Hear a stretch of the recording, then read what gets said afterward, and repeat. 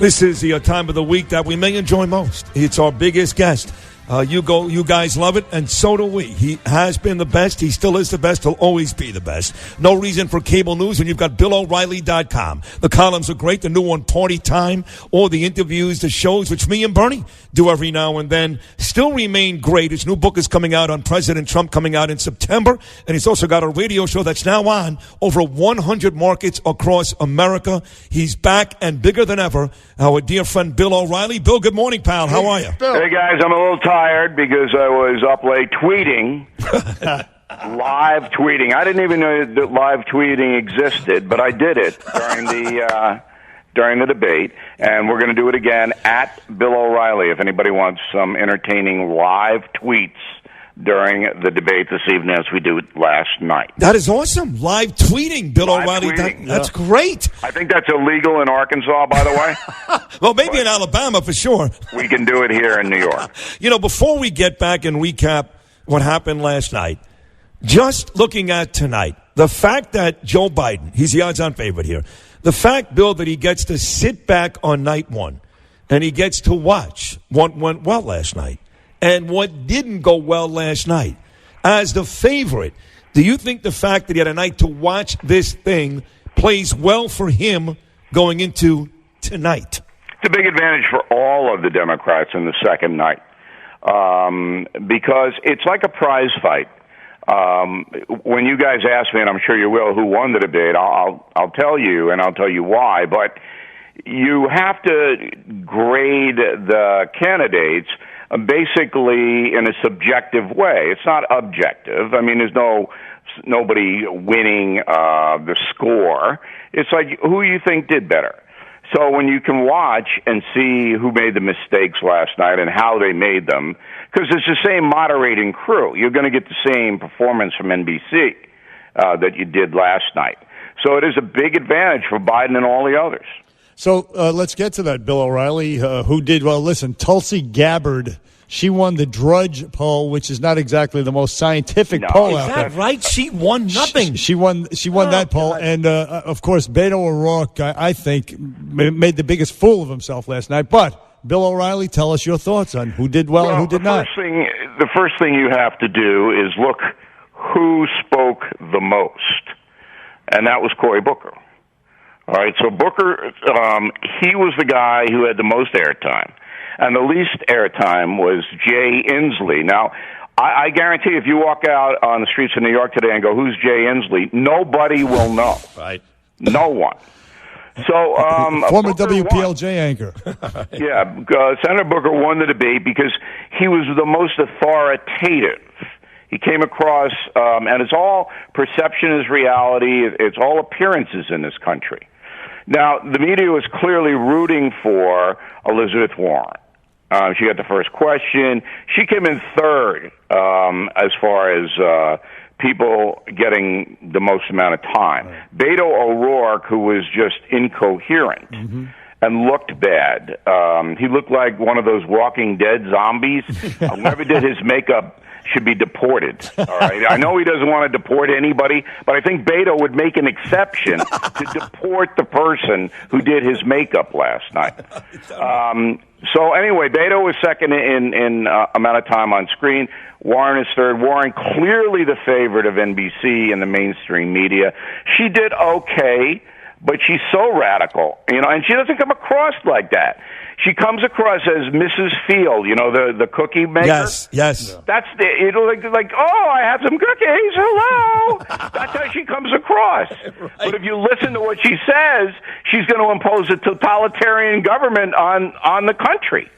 She's going to wipe out all private insurance companies, health insurance companies. That's unconstitutional, but hey, why bother with that little detail? Okay? But she comes across as like, oh, look at Miss Warren. Come on, boys and girls, we're going to go to the circus. I mean, it's like, I'm sitting there going, what? You're going to execute all the healthcare CEOs are going to get lined up and shot down dead. Yes, we'll do it, but after lemonade. It's just unbelievable. You're funny. That's exactly how it comes off. Bill O'Reilly here on Bernie and Sid. Now, the person to speak the second least, right above Jay Inslee, was our mayor, Bill de Blasio. He got the second least talking time. But when we asked you who we thought you won the debate, we thought you would have said Donald Trump. Because the fact is, he didn't have to say a word last night, and the Democrats, a lot of them buried themselves. From me, Bill O'Reilly, I'm not nearly as smart as you. I thought Julian Castro won the debate only because I knew very little about this guy before last night, and at least on immigration, he was relatively impressive. I disagree in the sense that if you actually listen to what he said, it's frightening. Yeah. Yes, decriminalize. But here's the thing, everybody in. Yeah. Everybody. But I knew going in. But I knew going in that was going to be what they're saying. But right. Step back and you're voting for the president of the United States. Julian Castro, the former mayor of San Antonio, wants to be the president. And the one thing I like about the guy is there's no BS. I mean, Beto O'Rourke, my God. How could you know what he... Oh, we'll work together. Oh, my God. But this guy's going, hey, if you elect me president, I'm letting every human being on the planet in here, and we're going to support them and give them anything they need. And you're going, what? That's how radical he is. Not only that, he'd let every criminal out of prison, this guy, Castro. He don't want anybody in jail. No. So this is beyond radical. He's into a kind of a fantasy internet game. How radical can I be?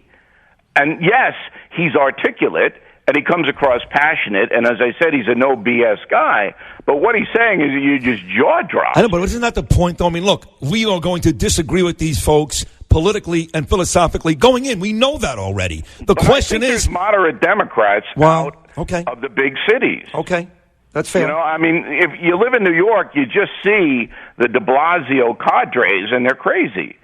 But if you go to Ohio, and Delaney was making that point, the congressman from Ohio, and basically saying, look, there are people who aren't nuts in our party, and we have to stop being so radical and try to get solutions that are practical. Yeah.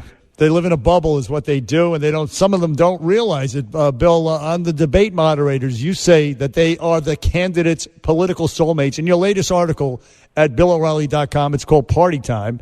And so I would ask you to rate the moderators last night. No questions to their favorite, Elizabeth Warren, on cultural appropriation, her lying about her heritage as an Indian or a non-Indian, whatever she was. So rate them. Holt, Todd, Maddow, Guthrie. What did you think? Well, Holt is the best by far. And I always remind people I worked with him at Channel 2 when I was a young reporter. He and I were in that local newsroom together, and I always liked Lester. And I thought to this day, he's an honest man. He's authoritative, smart, knows the issues. Cautious, not going to, throw the bombs like I will. Todd, I don't know. I can't get by the Caesar haircut. And the goatee. Yeah, I mean, really, Chuck, if you dress in a toga tonight, I will like you. All right? I can't get by. I don't know what he's saying half the time, Chuck Todd. Jose Diaz-Balart, good reporter, very passionate about the border. You could tell that's all he wanted to talk about. They didn't give him much airtime. Then Rachel Maddow, they gave her 3 questions because NBC's scared to death of her. So she got actually 3 or 4 questions. And then Savannah Guthrie, the Today Show, she just did what she does on the Today Show. No, but can you remember one question Savannah Guthrie asked? No. Not at all. In fact, I actually said earlier in the day I found her to be the least offensive and bothered me the least because of exactly what you just said. Yeah, I mean, Savannah's toughest question is tell me more.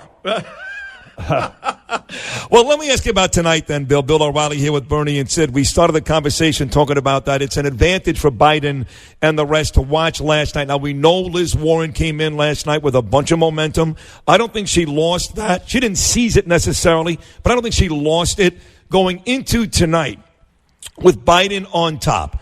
Who needs to really show up in a big way? Who needs to steal the stage to be somebody Biden will have to contend with in 16 months? Well, it's Bernie Sanders' life or death tonight. And Bernie knows it. He already signaled it, like, I'm going to run on a third party. He already said he knows the fix is in again against Bernie. But you're going as far as life or death tonight with still 16 months to go? Yeah, because Elizabeth Warren is the media favorite. You got to understand what an important role the media plays in the Democratic precincts. So she clearly, the powers that be in the Democratic media, which is 80% of the national media, have said, we know Bernie can't win. He's a white guy. We don't want white guys. Elizabeth Warren is the same as Bernie, same socialist philosophy. So we're going to favor her. Bernie's smart enough to know that. So he's not going to be the upstart that he was 4 years ago. So tonight, Bernie has got to do some kind of knockout on Biden. He's got to show the Democratic cadres that he's the avenger, that he's going to go after the moderate Democrats. Now, Biden, what he's going to do is he's going to basically dodge any specificity and fall back on his great experience in that he and Barack Obama go canoeing together. Okay, they're fine, they're friends, and they love each other, and we were so successful. How come you voted Trump in when we were so successful? That's the question, but of course it'll never be asked. But Biden will do the statesman thing, and I'm the guy, and I can unite everybody, and but if NBC moderators were responsible, they'd say, hey, you believe in open borders? You going to let everybody in, Joe? How about abortion, no limits? Because everybody on stage last night, no limits on abortion at all, at any time. It's been hard for people of faith to vote for the Democratic Party with that platform. All right. Hey, Joe, reparations for slavery in 1975, you said, no damn way, and he used that word, damn. You were going to pay for reparations for slavery. Hey, what about now? What happened here? You see, Biden, you'd get, if you were a debate moderator that cared about getting to the truth, which of course is not the case, you could really nail him to the wall. Of all of them, he's the most vulnerable.